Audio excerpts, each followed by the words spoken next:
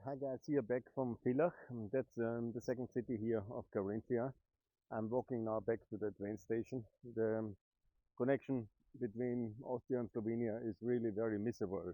They have, I think, 3 trains a day or something like this, and there's no train between lunch and the late afternoon.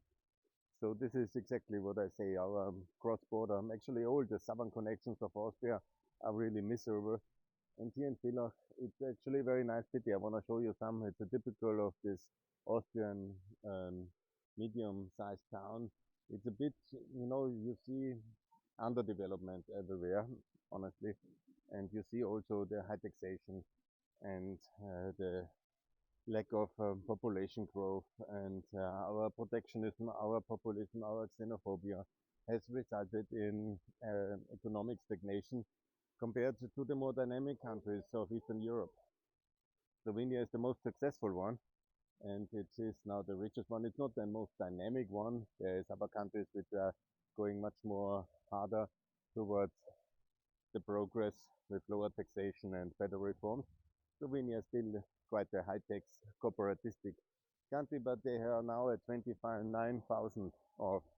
It's a nice place here. I like it, but Slovenia is much more successful, obviously. It was 10,000 in 95 GDP per capita. Now it's 29, 3 times, 25 years, 28 years. And we in Austria have come up from about that level where Slovenia is now, about 30,000 towards 53,000. So we have not even doubled. And beside all these new opportunities from the European Union, from the global trade networks, it's the problem is our protectionism, our populism, our xenophobia, the internal bureaucracy, and the high taxation. These were the problems of Austria. Our lack of openness, and yeah, it's a nice place here.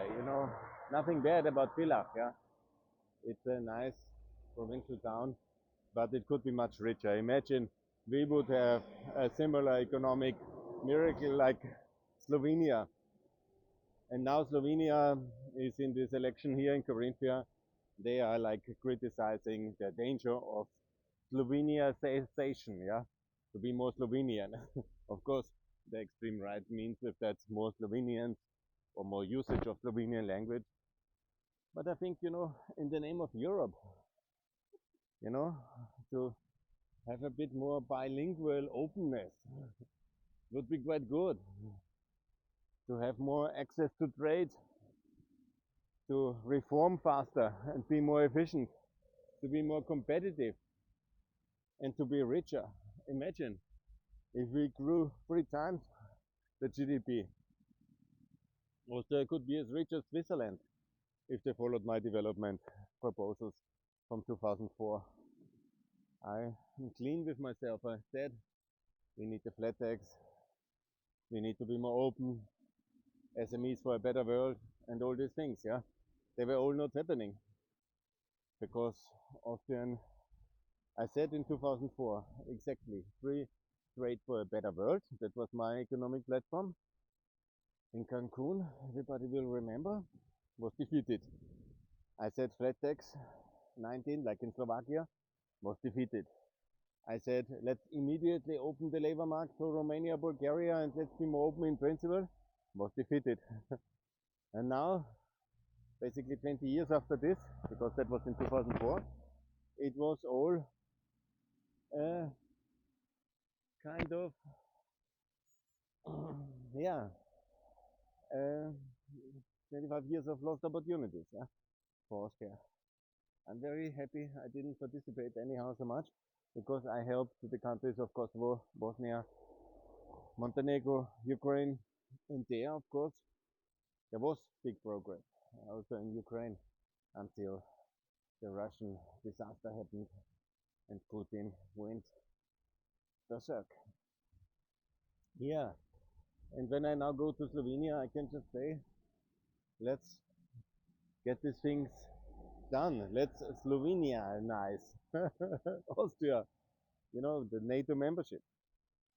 In Purchasing power. Slovenia is equal to Carinthia now. Good. Eastern Slovenia. Western Slovenia. Eastern Slovenia is more a bit below. Yeah. So it's not, everything perfect. Yeah? I don't say that we can have miracles, but we could be much better than we are today. And the way, because there's Hotel Europa, I see that this European idea in Austria, it has really not fully arrived. Yeah? They even think it's Europe when they travel once to Brussels or get some EU funding for some project. Yeah? I mean, the whole idea about being open to the world, allowing more countries to join, about common responsibility, not so. The infrastructure, connectivity of Austria towards all neighboring countries, Czech Republic, Slovenia, Hungary is okay, but none of them is really good. Even the internal Austrian interconnectivity, miserable, miserable. Only east west is okay. The southern side, the connection to Steiermark is miserable. Miserable. Yes, yes, yes. I call for fast trains. They deliver minimal progress. And in all aspects, it's very difficult. And to be a bit more, I'm curious now because I've not been in Slovenia now a long time. I will be now going back. I will be a bit late because I missed it. There was a journalist asking me some questions and then I missed the train unfortunately in Klagenfurt. And so I'm a bit delayed. Yeah? But okay, what to do? The battle is on for a new Europe, emerging out of this Russian war, a more united Europe, a hopefully better Europe, a Europe ready. Yeah, everything through Vienna is okay. The rest, everything in the neighboring countries is the big problem here. But we have a good train station here. Villach is nice, yeah. But imagine how this